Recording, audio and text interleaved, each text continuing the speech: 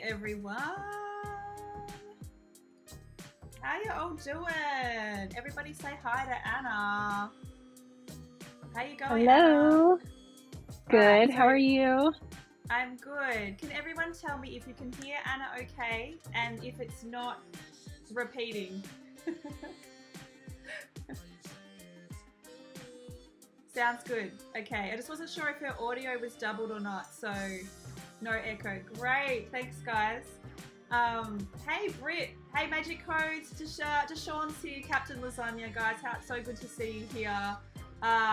Eric, nice to see you here. Mika and Mahara, so good to see you guys here. Thank you so much for being here. Alex, really lovely to see you here as well. We've got Anna Lee today. I'm so excited to chat to Anna. A new friend of mine. I've been aware of your work for ages, but it was really good to connect a couple of weeks ago on Clubhouse. It was really fun. Yeah, first time hanging in person as well, face to face. Yes, which is super fun. Have you been over on Clubhouse very long? No, couple weeks maybe. And then when Adam jumped in, all the talks that we started having happened really quickly. That's so great. It's so for those who don't know, Anna was helping host with Adam Elmakias some rooms on sexism in the music industry, which I jumped in on the first one, and you've done another one as well, which is really great. Hey, I Spy Cosplay, nice to see you here. And they're just such great conversations. They really were, just we were able to share the little things that happen to us all the time that, as I tried to say, like, I always try to not get too down about them and just move on. But if we share those experiences and we let other women know that they do happen all the time, then if something happens to you, you can be like, oh, okay, it's not just me. There are these things that happen. We can go and talk to somebody else. We can work out how to manage them and stuff like that.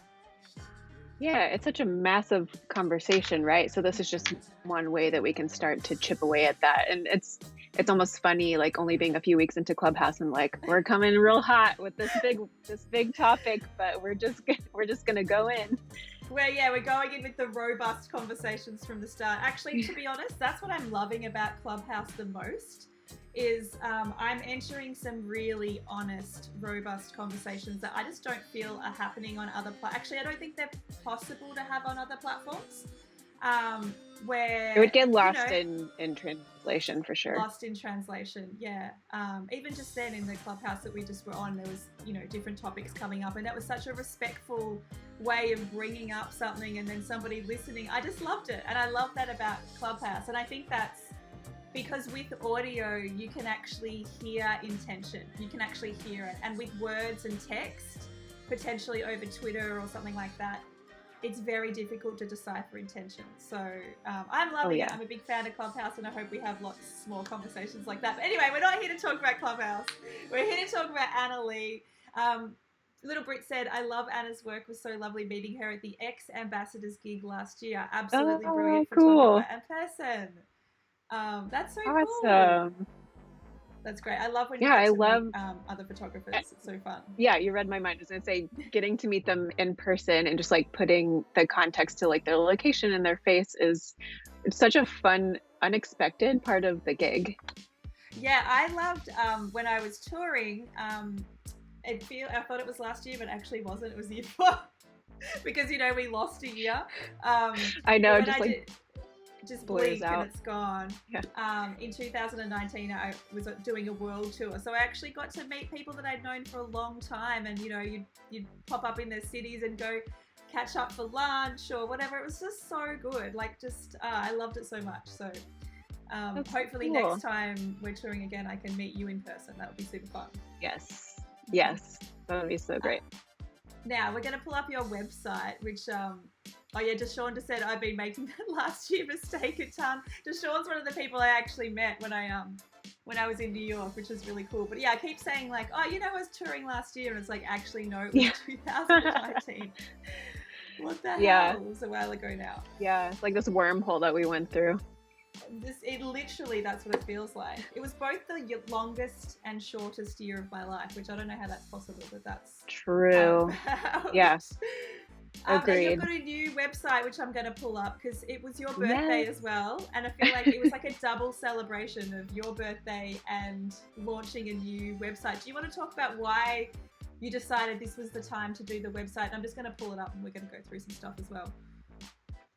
Ooh, yeah. So I have this conversation with a lot of photographers where it's like, it's a pretty universal battle that we're all playing catch up with our websites all the time, because you get really busy doing the actual work, which is great, but then you kind of find yourself in a place where like what you have representing you online is so dated compared to like the work that you're creating currently, whether it's like the actual shoots or the editing style or just representing the clients that you're working with at the time. And so I found myself like over and over again saying like, yeah, here's my website, but don't judge it too hard because I haven't updated it in like 3 years. And I said that for like 5 years. And I was like, okay, it's time. So when we had this wormhole year, I was like, you know what, if I can't get it done this year, then I'm doing something wrong. So I literally just, and I'm, for better or worse, I am very precious about my aesthetic online and what's there representing me. So I wanted to do it all myself, which is why it took so long, but spent a good 4 or 5 months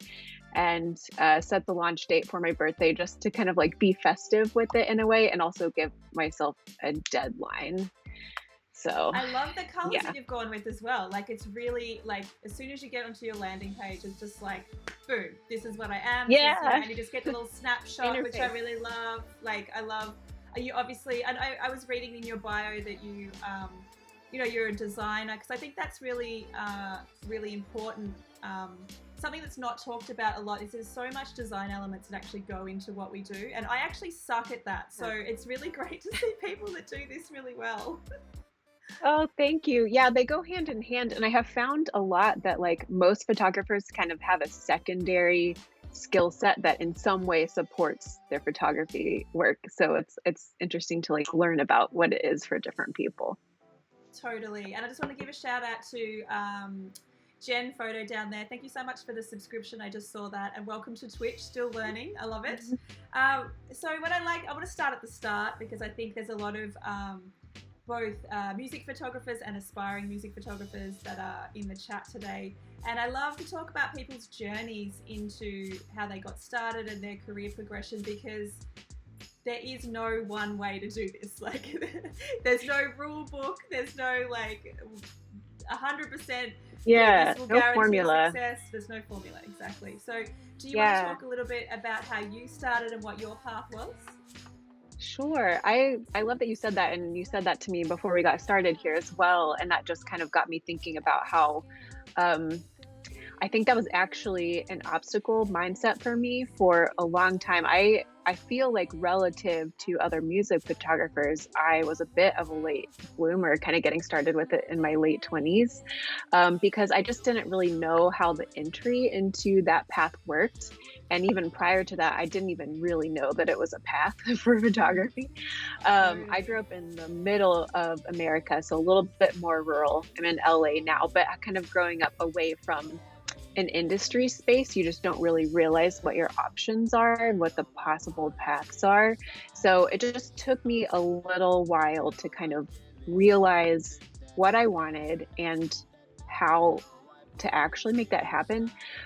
So I think it's important that you said that, because once it clicked for me that like, oh, we're all just kind of making this up as we go. Yes. There's no 100%. like somebody doesn't just discover. I mean, maybe this happens for like 10% of photographers, but most of the time people don't just discover you and then like call you up and offer you a tour or offer you like this foot into the industry. So for me, probably similar to a handful of other music photographers, my first kind of entry point was just going to all the shows, and just chatting with and making friends with the bands that would come through these like small venues that were in my city. There's a lot more intimacy to those. So I can only speak for people that grew up in smaller cities, as I did. But it gives you a chance to just kind of make repeat impressions on those people, especially if they're coming through regularly. And so first tour ever, went out with some friends of mine, came through the city quite often, went out with them, and it was a fun kind of like short little tour. Actually, it was in Australia. I was on the Australia Warped Tour. I think I mentioned to you, Michelle, that my first tour ever was Australia, which is kind of wild. It was like what year was that? 2013. Yeah. Cool. So yeah, like at the time, like the most adventurous, spontaneous thing I'd probably ever done, which is funny to think about now. But it was just such a different experience, but I knew it was like kind of the manifestation of what I've been looking for out of my career. And so once you get a taste for that, you're just like, you either never want to do it again, or you're like, I have to figure out how to make this my gig. Yes. So, nothing really came directly out of that. Nothing really followed that up from those relationships specifically, but, which I think is another important thing to point out. It's like, just because you get that one foothold, you may still have to kind of grind it out a little bit to get the next foothold. So I spent somewhere between 3 to 5 months just kind of researching players in the industry and researching bands and researching their tour schedules and just cold emailing people. And this was in 2013, so this is even in an era where bands' Facebook pages were very much a central part of their online representation. So if I couldn't dig up an email address for them, I'd send a message to their Facebook page. So just a lot of just the good old hustle to try to connect with people.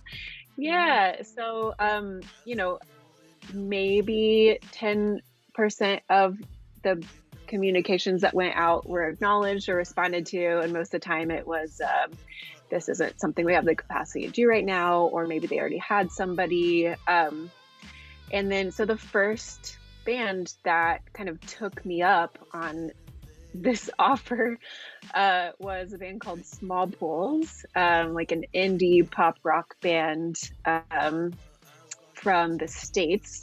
So that first tour, basically what I was pitching to them was, I will make myself as small in your space as possible.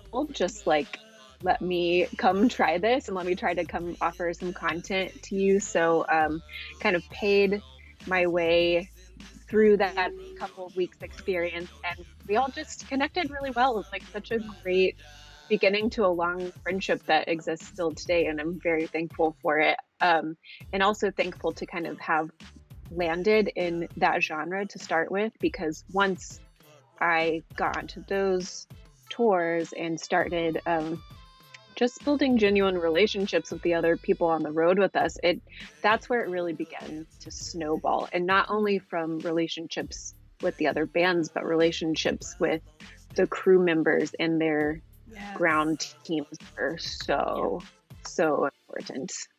Yes, because they can totally refer you for jobs as well. The crew, if they like you, they will say, oh, I'm on this other tour now. There was this great photographer. Like, that happens all the time. That's exactly how I got my second, third, and fourth tour clients as well. And those have been kind of my core clients over the last almost a decade. Actually, you know what? I think that's a point that I don't think's ever been mentioned on this stream as long as I've been streaming for. It's often been very focused on the artist and management relationships, but that is such a good point. Those crew relationships, so sound, lighting, techs, all the people that are behind the scenes, they'll go on to other tours with other bands. And they 100%, like, if they gel with you, they will definitely recommend you. That's happened to me as well.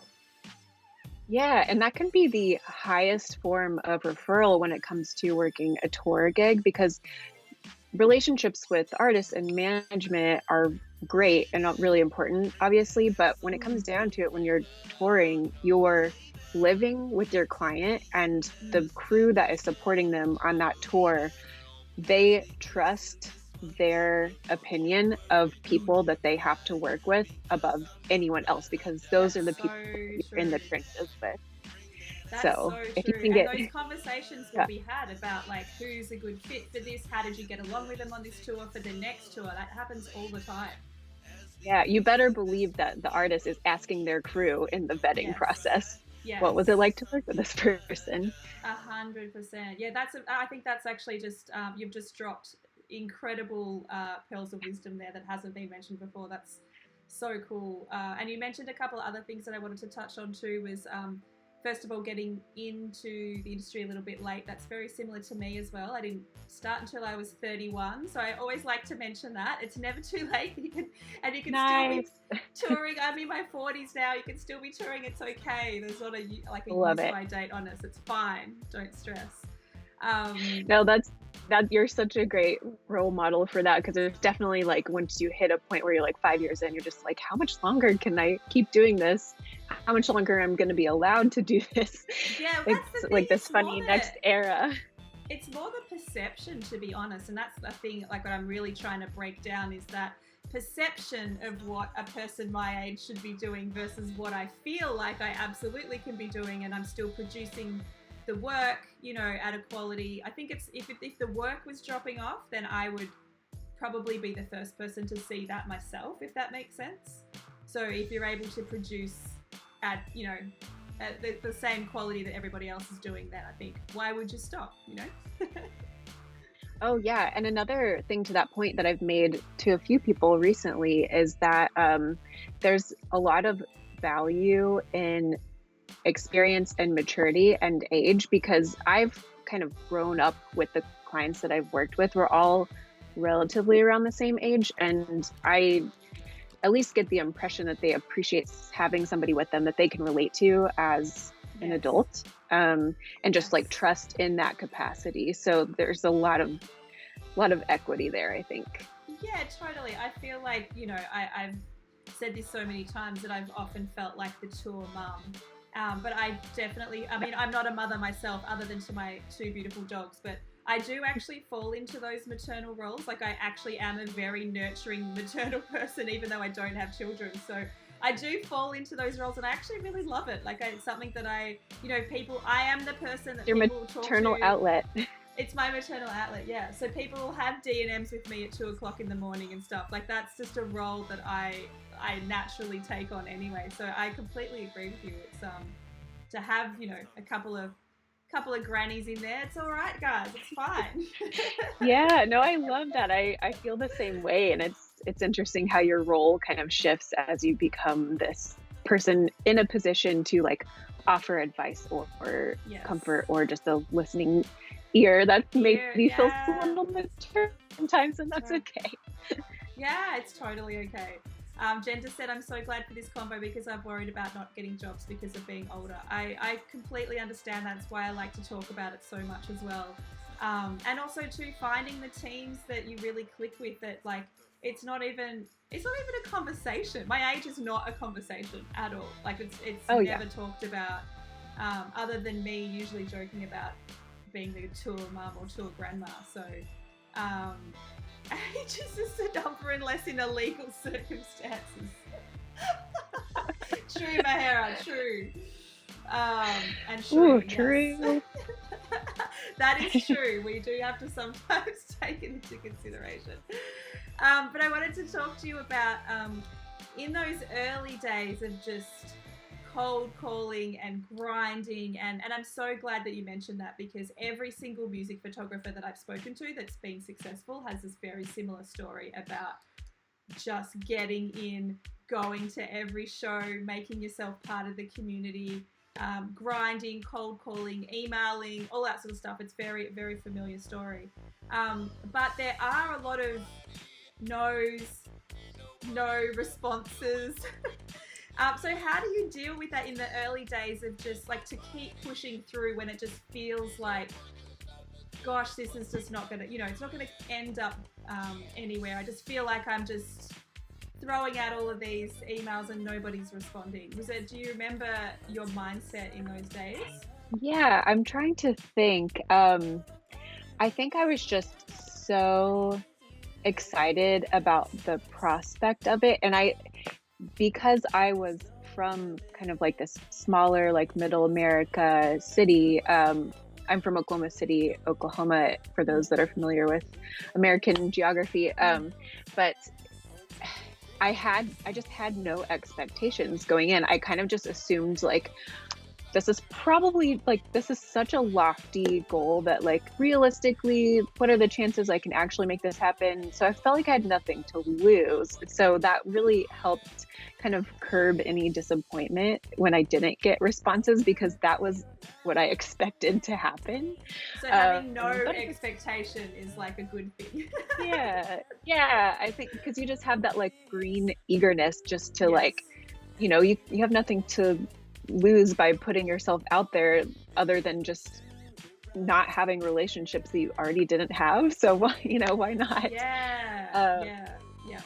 And I it's found too, you're like early on, just when you're, you know, being part of the scene and you're shooting bands that might be unknown, just going along to those smaller shows is such a thrill anyway. Like you're still being active. You might not have got your big break yet, but you're still going around and shooting shows most of the time, you know? Mm-hmm.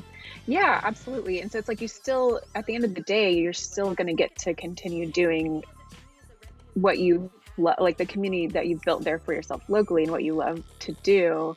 Mm. And so, it, and to that point, it's very important that it's something that you really, really do love, because it is like pushing water up a hill sometimes, Yes. if I can use Yes. like an Oklahomaism here. Yeah. So if like music is your lifestyle and your culture, and specifically going to shows, Mm. it's all joy. So you're just going to get to continue doing that in one capacity or another. I completely agree, and I've often said if you want to be rich, then music photography probably isn't the avenue that you want to go to. But if you love music Uh, and you genuinely love being around artists and musicians, then you can find like it's such a fulfilling area to be in, because you do get to be around really awesome people and experience what it's like to be at a live show and stuff like that. It really, you can't really compare it to anything else in that regard. yeah, real talk there for sure. Mm. It's that's that's part of the reason why I ultimately moved to LA about 5 years ago, that which was kind of the next step that came Mm. after, like I the was just about to backstory ask that you I about gave that, so there. Yeah, perfect. yeah. So yeah, it's not there's a lot of trade-off for income versus just genuinely like loving what you do and just feeling so lucky that you can do it full time. Yes, I could not agree more. And that was like originally when I started, it was a huge trade off, because I'd gone from a corporate job of earning ridiculously good money to virtually nothing, but you couldn't compare the happiness or work-life balance or any of that, the fulfillment that I was feeling. And then eventually, as I progressed, then you can start charging more for shoots and the balance becomes a bit more even, but it is definitely a trade-off. So it's something to ask yourself seriously, like what is more important to you, and what are you going to be more fulfilled from? And if it is money, then might not be the right avenue. Yeah, yeah, and definitely like the sooner you can kind of start exploring that as a possible career choice, the better. Because I think if I were to try to start that journey now, I could probably do it. I just wouldn't have maybe had that like youthful stamina and like Yes. resolve to just like push through any barrier, because Yes. um yeah, there's just like that eagerness that's Totally. playing in your favor. And just touching on what you were just saying in terms of you moving to LA, was that a career decision, and were you seeing that the progress, I guess, where you were based in the smaller city, not being kind of as fruitful as if you moved to a bigger place like LA? Was that what kind of sparked that decision? Yes, that's yeah, great question. 100%. I'll be the first one to tell anyone you don't have to move to LA to do this, but it definitely, in my personal circumstance, it just made the most sense. And I have always been like a creature of habit and creature of the known and comfort, and so for me to kind of just make this like wild hair decision to move to LA was like a big deal for me, almost like an emotional accomplishment in a way, of just like having this resolve of like, I'm going to turn my life upside down on purpose. Like, what am I Yeah. doing? So yes, the decision was purely career driven. But I did it really strategically. I knew that I wanted, like, in order to set myself up for success, or like have the best chance of success, I planned it out, right? So I decided I was going to move to LA, and I gave myself a year. Like I decided a year in advance to kind of like ease myself into the idea, and also just to like kind of save up some reserves, because it's really difficult to like triple your cost of living and go somewhere where you don't have like a job or a network built, or because I did other photo related work in Oklahoma City, so I kind of had this like business built in that market. So, but there's definitely a point where I decided that like music was the genre that I wanted to pursue, and specifically touring. And I remember what kind of like made the decision click in my mind was having people that I knew in the industry who were in a position to hire photographers say, "Oh, too bad you don't live in LA. We could put you on this gig or that gig," like local things that were local. And that happened enough times to where I was just like, I can't hear somebody say this again and not feel Yeah. like, what am I doing? So like that Yes. just gave me enough justification to think like, okay, well, if I'm there, I'll be able to make it work. But I waited an appropriate amount of time until I had some long distance connections made. I had some friends there to kind of be like that support system for me. But I do think it's really important for me to clarify that I did start touring when I lived in Oklahoma City, and I toured for like almost 2 years before I moved. So that was all built off of the relationships, and I would say those crew relationships were 90% of what propelled that for me. Amazing. I think that's really important to know too, that because I get that question a lot, even here, if there's people that live regionally, and it's definitely trickier, but the bigger cities is kind of, if you do want to do it, I guess, especially the touring, and if you want to do it, I guess, more consistently, potentially at some stage you might have to consider that, but it's definitely not essential. So it's really good to get your feedback on that. I wanted to talk on What Up Sessions. Nice to see you here. Thanks for lurking. You're always welcome to lurk and watch for sure.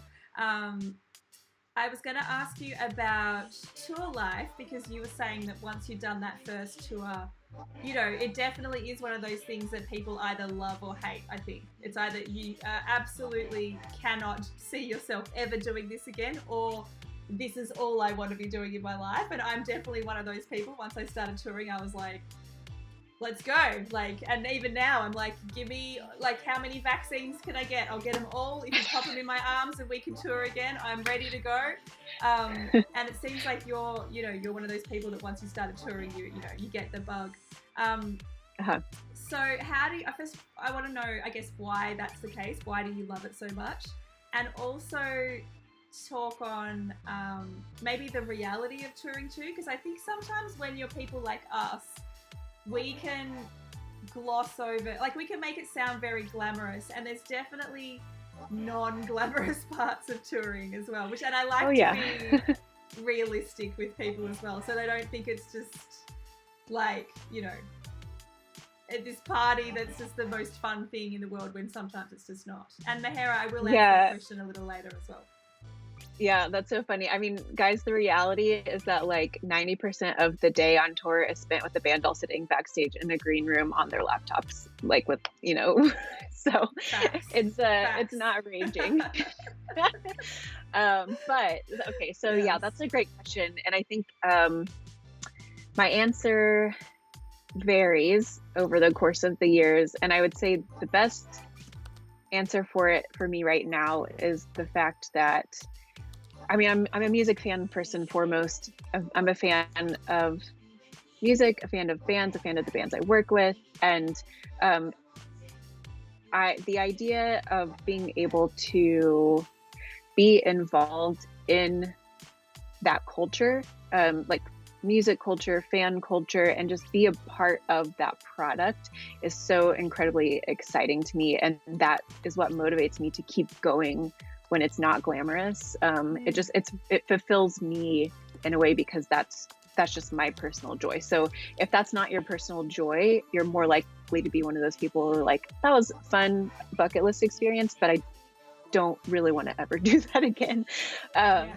So it's just the joy of being in music culture and show culture. And then combined, I compound that with the fact that I'm incredibly introverted, which seems like a paradox that would not align with tour life.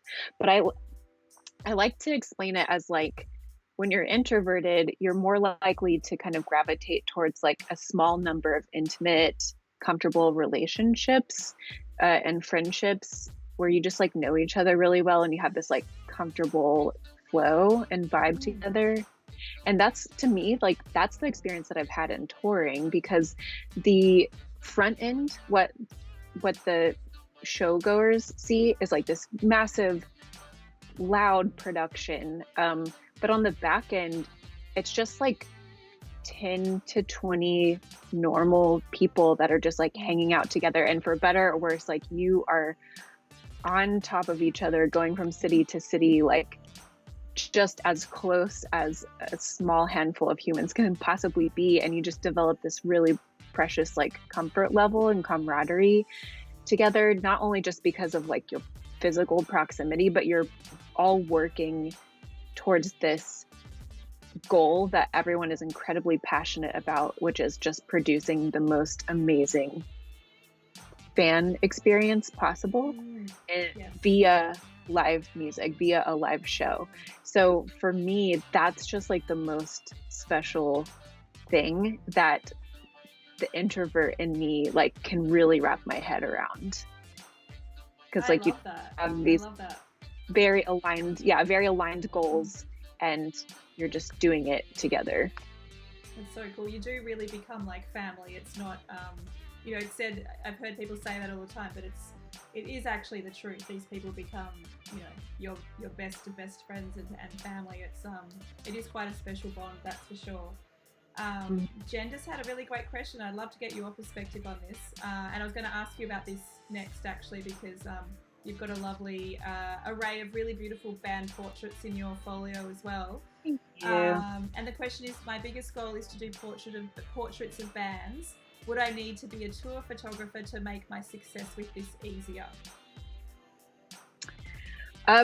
No, it's not mutually exclusive at all. In my experience, because I tour so heavily, the portrait work has just kind of like become a natural offshoot of that, because the band is just, the relationship is built in. And so it's easy for them to just hit me up and be like, hey, we need some content for this or that. But that said, when I am off the road and in between tours, I'm also getting calls from people I haven't worked with before, or people like that I'm connected to via like those networking opportunities, or like other management people or whatever. Like they want to bring on somebody that they know and trust to do the work, or at least that has like a proven track record. So I think as long as you're producing good work and you're like a good person to work with, that word will cycle around through the industry, whether you tour or whether you're like taking a more editorial, promotional portrait route. Yes. Yeah. I completely agree. I would say that my experience is exactly the same as yours. I think it can help with just in terms of the relationships and having more people that potentially would call on you to do portraits, but it's definitely not essential. And the other thing that's been really great during COVID is if you have the ability to do band portraits, that's the stuff that's come back really quickly. So as soon as my studio was able to open up, then all the band portrait stuff's coming back, even though I'm not able to do as many live gigs or any touring at all. For the people that were just sticking to touring or just sticking to live stuff, it's been really tricky for those people, because obviously a lot of that work hasn't come back. It's just starting to come back in Australia. So I think having the ability to do both will definitely mean longevity as a career choice, and more likely to be doing it as a full-time thing if you're able to do portraits and live stuff, and the ability and maybe not necessarily even wanting to tour, but just having the ability to do the portrait stuff. It's the most consistent work that I get anyway. It's probably 90% of what I do anyway.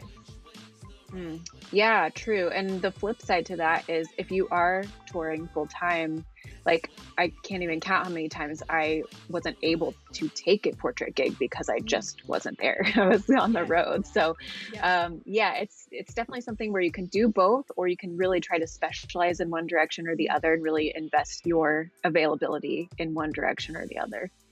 Absolutely, yeah, such great advice. Have you had particular, I guess, career highlights that were really those kind of pinch yourself moments where you were just like, oh my God, I can't believe that I'm here? Yeah, that's a great question.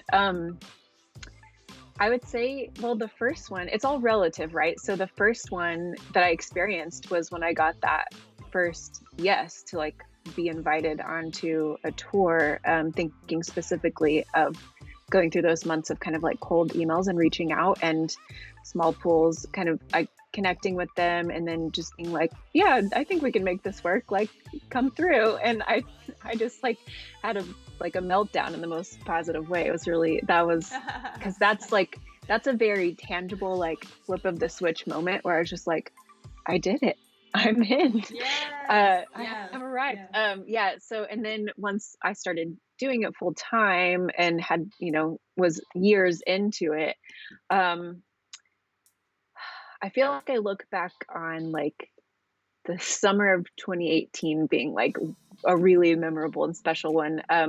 I kind of just have like a handful of regular tour clients that I had bounced around between over the years. And that was a year where I was touring with several of them. It was just like a really varied year. So that was fun to kind of have so many different experiences. And then spent a lot of that year um, supporting the Foo Fighters tour with the Struts, who I was with at the time, which looks like that's the Yes, gallery yep, picture that you're in. Yeah, there it is right there. yep. At a little bit of a delay, but yeah, that's Luke and Dave. So that was so special to be like. I would say I gravitate towards like rock tours primarily, or like pop music that has like a really rock edge. And so being with these like giants, these legends of rock with so much history was like really, really special. And just kind of watching how they took the Struts under their wing too and like really supported them was cool. That's so cool. Oh my god, I love that. And on the flip side of that, the opposite question to that is, um, do you ever feel imposter syndrome? I know a lot of artists go through this. And what do you do in those situations where you feel like perhaps I don't deserve to be here, or what the hell am I doing here? Yeah. Oh, all the time. Like it never, it never really goes away. And I think for whatever reason, I don't want to speak for everyone, but I feel like when you really enjoy your job, whatever it is that you're doing, and specifically if you just love your job, um, you, I don't know, we tend to find a way to like punish ourselves for loving the work that we do because we feel like it should, like work should feel more like work. Yes. And so I think it's important to have conversations with other people. I know we talked about this in Clubhouse a bit as well, where it's like when you kind of get stuck in this mind hole of spiraling your own thoughts and like your own trying to like place value on like your own efforts, it's really good to kind of like pull back, like step out of the hole and like have conversations with your peers and fellow creatives, because I think hearing their experience really like revalidates what you're doing, and we're so much better at like encouraging other people than ourselves, right? So um it's it's like a really good space when you can just have a conversation and somebody else can kind of like call out your value, whereas like Oh, maybe yes. we're less willing to do it for ourselves. So that's super helpful. That's like one kind of actionable step that I take. And I've been very fortunate to have like really, really solid, badass women on the last several years worth of tours that I've done. And so that has been such a huge support system for me too. But yeah, imposter syndrome never goes away. It's just like a muscle that you have to practice, like pulling yourself out of that each time, and everybody has different ways of taking Dealing with steps it. for that. Yeah, what about you? Like Uh, you you just said something that really resonated with me. I think especially recently because I was really grieving the loss of the touring that I would have been doing last year, but I didn't feel like I was able to communicate that because there was so much other stuff. You know, everybody was going through shit, so why should I complain about it? And one of my friends actually pulled me up on that and was like, she said to me, like, I've really been feeling for you because you had just worked 10 years to get to this position. You'd worked so hard and you just got there. You just were in the, you know, what you'd been talking to us about for so long. And she said, that fucking sucks. And that's okay to feel that. And I just like burst into tears. I was like, yes, I feel that. It sucks. And it was just so good to just have someone that I guess could understand that, because it feels so silly. It feels like there's so much loss and death and all this awful stuff happening at the moment. So, you know, missing out on all this stuff just seems so trivial, but it just sucked. It really, you know, and just be someone able to kind of hold up a mirror and say, Michelle, it's okay that you feel that. Like, it was just really nice that, you know, a friend said that to me. So that just really resonated. That sometimes other people can say that sort of stuff to you and pull you out of those I love that. moments. Yeah, I love that they called that out for you, because it's called, I've heard it called comparative suffering, when you kind of like feel like whatever it is that you're going through is less significant because it represents less of a loss than the loss of the person next to you. But it's true. And I also kind of felt like, you know, I 6-7 years in at this point, but I kind of, it's such a grind to get into it, that I kind of felt like I had just hit my stride in a place where like I was really comfortable and confident in my career, and then it's just gone. So it's great to have those people that know the right way to support you. Yeah, she just said it in such a beautiful, articulate way, and it did hit me, and I was like, yeah, it just fucking sucks. And also too, because I'm so conscious, you know, of being a little bit older and how long can I be doing that for, and to have 1 or 2 years just ripped away is a really big deal. If I was in my 20s, and it wouldn't, you know, I'd probably be like, whatever, but because I still feel like I'm on this, you know, limited time at some stage or whatever. So it's just that, and it was nice that someone really close to me was able to pick up on that and just mention that. So yeah, that was super cool. I'm just and you have these so much photos, by the way. I'm just like blown away. I'm just so gorgeous. Oh, thank you. Thank you. Yeah, I just wanted to add to what you just said as well. Like, you have so much like valuable experience. So it's there, and through your time doing this, like, they're gonna need you back when this is over. Well, that's why I've really loved to, I guess, fall into, you know, streaming and really take on the mentoring positions that I've been doing on the side anyway, but in a much bigger capacity, and be able to reach more people. So it's lovely that's happened as well during this time, which leads me to my next question.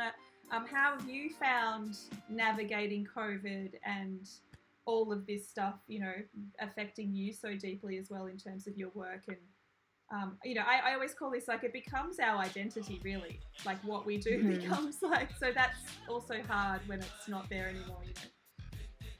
Yeah, well, it's tricky too, right? Because when this all started, like, we didn't have any way of knowing that we would still be in the same position a year from now. It just kind of gradually piled on. So it's just like, we kind of just felt like, okay, well, we'll just hold out for like a few more weeks, or hold out for like another month or a few more months. And I wonder, like, if I would have just had a mental breakdown, if like, it's a good thing I didn't know at the beginning, because it's like, we're kind of just like gradually able to take it on. So true. Yeah, I think once we kind of realized, okay, this is going to be the normal for a little while, everybody just kind of like picked a corner and ran to it. It's like, okay, well, I'm going to do like the streaming thing, or I'm, you know, FaceTime shoots or whatever. And so I dabbled in different things, but I just ultimately what I landed on, and it's different for everyone, I just kind of wanted to make the best decision for me. And that, at the end of the day, that's like so important. Like, you know yourself, and you know what you need mentally, work-wise, like emotionally. And I kind of recognized that I didn't want to make a panic pivot in this time. And what I really wanted to do was just like focus on strengthening what I had already built and kind of like strengthening that infrastructure so that when I was able to resume, I would be able to just like I would be able to re-enter from a point of just like feeling like I was ready and strong. And so that's in a way that's just like saying I just kind of dealt with all the non-sexy like administrative stuff and just like took time to do that rather than trying to like pump out more content that like was coming from a place that I didn't have experience in. I'd rather just kind of step back and like reevaluate how I can strengthen what I had already built. And so that's where like redoing the website came in and just kind of taking some time to rest because, you know, at that, by the time, I mean, I was touring up until the day that we were recalled to come back to the States. I was touring internationally at the time. I think, where did we fly? I think I heard this story before that you were overseas somewhere. Yeah. I'm blanking at the moment because we were kind of like in between shows. So I can't remember like where we had like landed when we had to go back, but somewhere in Eastern Europe. So all that is to say, we were touring right up until we like literally couldn't anymore. And I think at that point we still just like didn't really grasp what was going on. I think if we had, we would have left sooner, but we were in our tour bubble, you know, just like a lot of stuff doesn't penetrate that bubble. So I had been touring full time and really consistently back to back for years at that point, which is why I say like I finally felt like I'd hit my stride and I'd kind of like made it into this full-time tier. But along with that, I just had this like compounded backlog of just burnout that I hadn't been able to deal with yet. And so it sounds almost ridiculous to say that like I just wanted to like rest for a year, but when you are go in such a really physically taxing type of career like touring is, you just have so much like backlog of rest you need to catch up on, and then just like general like life admin type thing. So I just took the opportunity to make sure that I was refreshed and ready to go, and I guess make the decision of whether or not that's what I wanted to continue doing once I could. And now that I've rested, I can comfortably say that I'm ready. You're ready. Yeah. That's such a really great point about just rest and rejuvenation as well. Because, you know, I'd been on the go for about 18 months at the time, with only tiny little bits of break by the time COVID hit. And something that I really noticed, which is such a silly thing, but like the amount that my hair grew in lockdown. I posted a photo the other day of how much my hair grew, and everyone's like, what did you do? And I was like, I think I just slept. I think I just got the appropriate amount of sleep. So my hair went from here to like halfway down my back. So like, oh, that's so funny. Yeah, routine becomes a luxury because like you just you're living reactively on tour instead of proactively. You're just kind of like along for the ride, like hang on for dear life. Mode. So yep, absolutely. Yeah. Chloe said you might have been in Lithuania because she was looking through your Instagram. So she said that's where you might have been, right. Which sounds about right. That sounds I'm just like, that kind of speaks to like how just like mentally fried I was. I was like, I don't know. She's telling me where I was. That sounds right to me. Goya Mama, welcome to the crew. Nice to see you here. And Titanium Jones is raiding with a party of 3. Good to see you here, TJ. Thanks so much for joining the stream. I really appreciate it. We're going to wrap up with Anna soon. Rex, thank you so much for the follow as well. If you've got any questions for Anna, now is the time to ask them.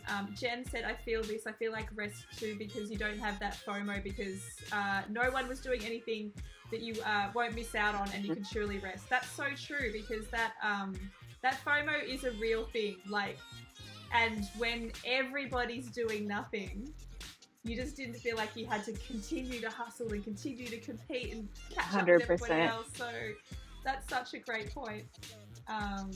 Yeah, I love that. So yes, any last questions for Anna before we let her go. She's been so generous with your time today. I had a question for our industry moving forward, and I guess I've been jumping into a lot of Clubhouse chats actually with promoters, like big promoters that are doing stuff, and just listening to, you know, what's going to be happening with live music and stuff like that. Have you heard any rumblings, and what's your thoughts on where we're heading, and will we be back to normal soon?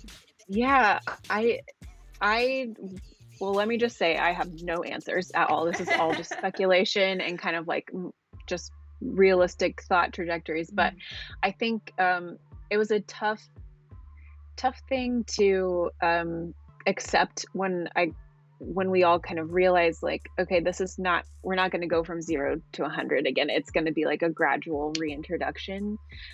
So whatever it looks like, it's going to be a phase in, I think. And so I'm glad that we'll have it, and whatever that looks like, I'm glad that we'll kind of start getting it back whenever that is. There's a little bit of a mourning the loss of like what concerts looked like a year ago, just like all of the bodies like mushed together, like sweating and dancing and singing and crowd surfing and all those things that, like, you know, if you boil it down, like that's the point. Like that's why we love doing this live and in person. And so I think it'll take some time to get that back. Like we'll kind of phase in some like distanced solutions first, like lower capacity. So I think just having realistic expectations kind of helps mitigate the feelings around that. Yes, that's so true. It's been interesting to watch what's happened here with stuff coming back, and then we went back into a lockdown, and then we opened, like, so we've got like larger outdoor venues that are doing like the pen situation. So you're in like little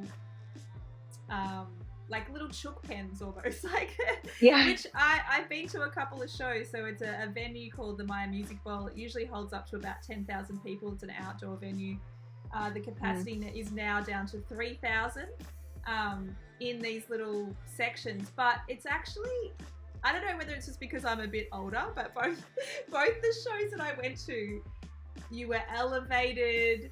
Like you just could see everything. You could just be with your friends there. You could like order food online and go pick, like, there was just a couple of great things that I was like, this is actually pretty cool. I could like, you know, I could do it. Chloe's saying she loves it because I went to a gig with Chloe that was like this. So I thought it was great, but like you do definitely miss that. Yeah, the contact of, you know, being in the mosh or whatever. But there are smaller shows now that are, you know, say 500 capacity or definitely under 1,000 at smaller indoor venues that are, I don't know, almost feel like normal. None of the bigger venues, but like we're getting there. So there's some positive things coming over this side of the world. Yeah, that's nice. I was going to say Australia seems like they're, hopefully you are representing the future of what we're all going to start seeing soon. We're still a little ways out here in the States. Yeah.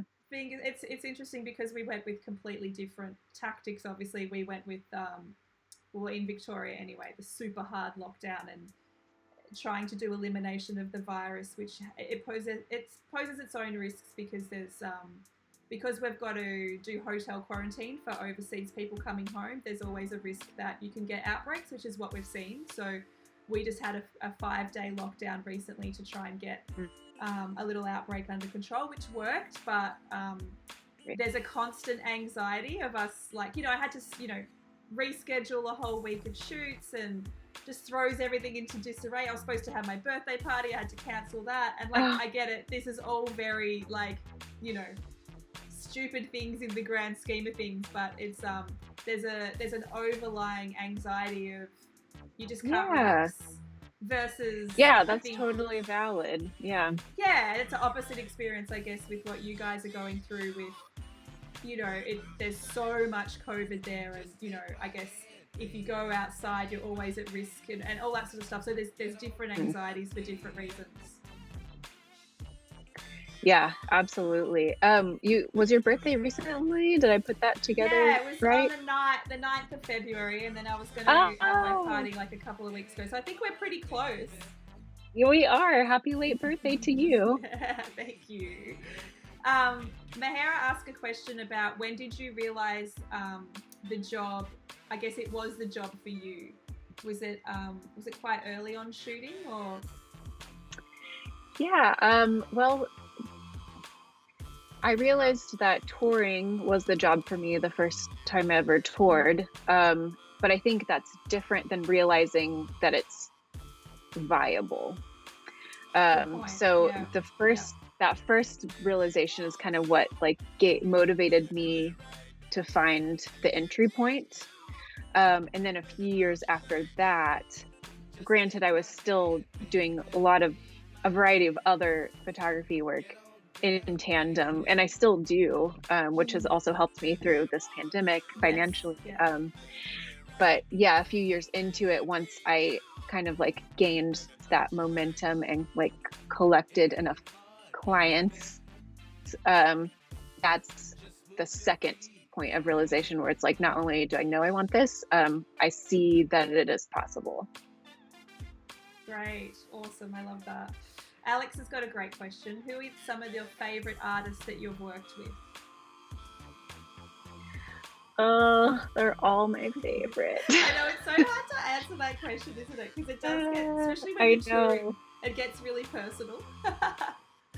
Like, I It love does. everybody. Well, yeah, I mean, the best is when it's recurring, and I, without like really thinking through and counting out loud, I would say there's like five maybe artists that I have toured with multiple times in a row across several years, and so those are always my favorite because it's like this long game, long built relationship. And so when you begin a tour, you're already coming in with this like friendship foundation, this like understanding of what their expectations are, the aesthetic, just like the best way that you can support them visually as an artist. There's always like a little bit of like, at least for me, I don't know if it's the same for you, Michelle, but like an awkward like warm up period. If you start with a new artist you've never worked with before, there's like a week or two where you're kind of like figuring each other out, and it's still fun, but like there's just no substitute for time when it comes to those collaborations. Yeah, totally. I totally understand that. I've never gone into a total new group on a tour. I've always known the people that I've toured with for the 3 different artists that I've worked with. But whenever you're booked just to do like a couple of shows, if someone's touring in Australia and you're going completely new into a tour group, that's terrifying. Like, that's one of those situations that you really have to be like, everybody's like family and you're just coming in for the night, and it's like, you just have to suss it out and make sure, like, it's such a weird experience, but I kind of like it, but I could see how other people would find that like the most terrifying experience of their lives. Yeah, talk about challenging an introvert. Like, it's just horrifying, and it's just a fake it till you make it situation. So I've had several tours, clients that I've begun a relationship with where it was literally just like, you were recommended to us, or like we met one time, and so like now you're here. But the nice thing about like the tour ecosystem is it's like literally a crash course in friendship, and so it's like a week in, you're pretty comfortable with each other. And so yeah, it's interesting. It's like an accelerated timeline picture of just like what a friendship looks like. Yes, so it's actually, really I've got a interesting. question. Have you ever gone into that environment and it just not worked? Because that's a possibility. That could totally happen. It's totally a possibility. No, I've never really had any like horror story experiences. I mean, I've worked with artists that I just like, after the tour was over, we didn't really keep in touch and we didn't necessarily work together again, but it's always been like good vibes. So yeah, but I do realize that does happen. I've definitely heard those horror stories before where it's just like mismatch of personalities On the Yeah. flip side, I think it does, like, to be a relatively like adaptable person is a good skill to have, just to be like, not that you would ever put up with like shit, but just to, Mm-hmm. I know that when I'm going into those situations, you definitely just like chill and observe for a bit. Like, you're not coming in hot and like being Yeah. so, like, I'm quite extroverted, but I am really good at reading situations as well. So I can definitely fall back when I need to and suss out the situation and see who, you know, who am I going to be cool with or whatever. And just like, you know, just sitting back for a minute, I think is a good skill to have as well. Yeah, that's like one small bit of control you have over whether or not it turns into a bad experience. And granted, a lot of that might be out of your control. Like, you just never know what can happen. But I think, yeah, like you said, not coming in too hot, just kind of hanging back, reading the personalities, reading the rooms, Yes. and yeah, just kind of figuring out how to where and how to plug yourself into that. Yeah. That way it's like comfortable for everyone and everybody gets along. I think for me it helped, like, I have a almost hyper self-awareness, so it's like I have to do that at the start, just to be like, okay, where am I going to be fitting in? G'day Livy, nice to see you here. But yeah, it's just some of those skills that you learn along the way, I guess. It's super interesting. Okay, last question for you. I don't want to take up too much of your time. Do you have any exciting things on the horizon that that you can share, or is there any big shoots coming up that you're excited about? Nothing that I'm writing home about at the moment. I think I'm kind of like riding this wave of relief of having like executed this massive project of relaunching my website. And so it was kind of my like exciting project for a while. And so I'm kind of like taking a moment to chill. And I mean, hopefully as we kind of work our way through vaccinating everyone, we're going to kind of get hit with like a wave of that, like the next wave of opportunities, like in the touring world specifically. So I'm kind of just trying to shore up and like be ready for that. For when that happens, absolutely, yeah. And then just like my other little like pet side projects that I do for fun. Like I have a stationary greeting card business. It's like sassy, funny greeting cards. So I kind of like, that's something I play around with, and I have like little releases for those products here and there. But yeah, the website launch was like the big thing. So it looks amazing. You've done such a great job. It's actually really inspiring to look at, because I haven't done a big revamp in so long. Probably because I understand how much work, and it's just like terrifying. It's like the struggle for everyone. Oh gosh, but it's really beautiful, and you've really taken your time. It's so considered, and there's such beautiful photographs. It really shows off your full ability as an artist as well. So I think you've done such a great job. It's really great. That means a lot. Thank you. Oh, no worries at all. If there's any last questions, does anybody else have another question before we go? I definitely wanted to thank you for your time. I'm excited potentially about doing other Clubhouse stuff. Also wanted to let you know, if you ever need someone to jump in on anything, let me know. I'm happy to pop my hand up as well. And I've told Adam the same thing. You guys have other rooms, which is exciting. For those who don't know, there was a great chat on Clubhouse that Anna and Adam ran. It was around sexism in the music industry, and it was such a beautiful chat. Like, it was really great because I didn't know all the other girls, and I got to connect with a bunch of women that I didn't know before. Like you and I knew who you were, but we'd actually never connected. So it was just great to be like, hey, that was so cool. I loved hearing you talk, and get a new friend and stuff, which was really cool. I love it. Yeah. And if there's questions later on that people didn't get a chance to ask, my DMs are open. That is a nice thing about all of this. The shift in downtime is like, I'm able to be a bit more responsive and communicative than when I'm on tour. I'm just like, I'm so sorry. Like 4 months later, I'm getting back to you. But questions or anything like that. Chloe had a question for you. She said, how much do you use your camera flash? It looked like there were a few flash photos on your website from shows. That's a great question, actually. Yes. I probably more than you would expect a concert photographer to do. She talking specifically about like live photos with I think flash. she was. She was saying from shows. So, Okay. and I know that for those Yeah. who don't know, often you're not allowed to do that. But if you were Mhm. working for the band, you could definitely, like, it's something that I've done with Rule, for example, say, hey, for this Yeah. song, I'm going to flash the fuck out of your face. And he's like, cool. We're going to try Yeah, some that experimental stuff. totally. And that's like a whole other conversation that is fun to have, but like perks of being Yes. the house photographer for the band, or the tour Yes. photographer, is you build this trust with them where you're kind of able to work outside of the box a bit, and it might be like jarring to the photographers around you where they're like, what's going on? But Yes. yeah, it's a technique that I use called drag shutter or shutter drag, depending on what you say. And yeah, there's an example there. I think if we're on the same delay here. Yeah, that's just kind of a fun, like, unique thing that I like to experiment with. And when you have the ability to shoot the entire show and to shoot it over and over again, it's like a fun way to kind of like play around and get different looks that are just once you have the safe shots.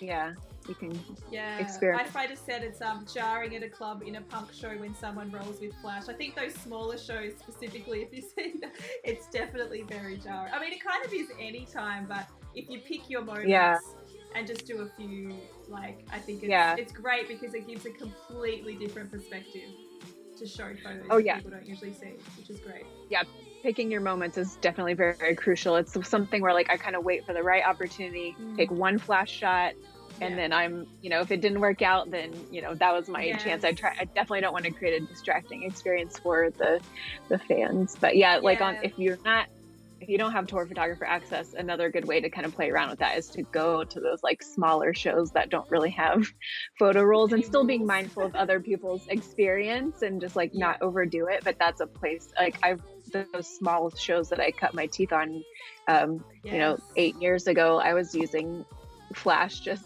mostly because I didn't know what I was doing at the time, but I got some cool looks out of it. I learned how to do shutter drag on the dance floor of weddings when I was shooting weddings way back in the day. That's a really good place to practice shutter drag, and they look great for dance photos as well. So there's a tip for anybody that wants to practice. So 100%. Like, some people need to learn not to overdo it. That's definitely about picking your moments, like Anna said. Yeah, I did wedding photography full time. Actually, that was like my ability, like, that's what gave me the ability to be a self-employed photographer before I started doing music stuff, was weddings. And there's so much overlap in the techniques that you use in like a reception versus a live, like things you wouldn't think about. But that's how I learned shutter drag, and I was like, well, let me see if I can apply this to a show and see what I get. So I've spoken about this so many times, that there is a massive crossover between weddings and live music photography, and people that have skills in wedding photographers often make good live music photographers, and vice versa. So because you're good at reacting to a situation that you can't control. Yeah, it's pure documentation, and learning to have different skills that will make things look cool when you don't have the control, or having a little bit of control over what you're doing versus no control over the situation is how you cut your teeth, which is so cool. A couple of comments here. Steph said that's where she learnt it as well. Chloe said, with shooting flash while artist is on stage, are you flashing it straight at them or trying to diffuse? This is so interesting.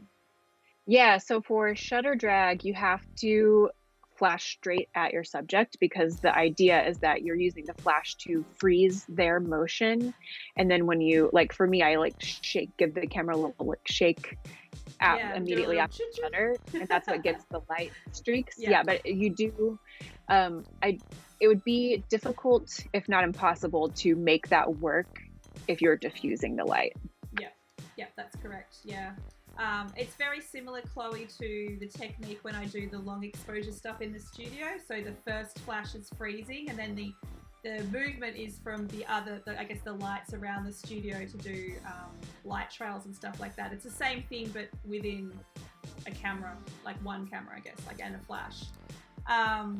Soy just said, that's crazy. We just talked about that the other day. Shutter drag at shows is really dope, but you really got to be careful not to disrupt the show. I've been on the other side of the lens performing and the shit can be hella distracting.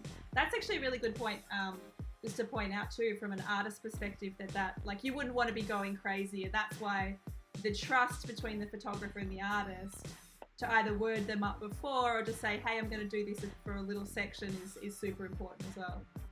Yeah, and I've done it enough with my artists now that like they know that's kind of part of like a style that I employ. So like they almost like kind of see it coming and they'll like get down the lens or like do something fun. So there's that understanding there. But I would never do that on a show where like I didn't personally know the artist. Yeah, same.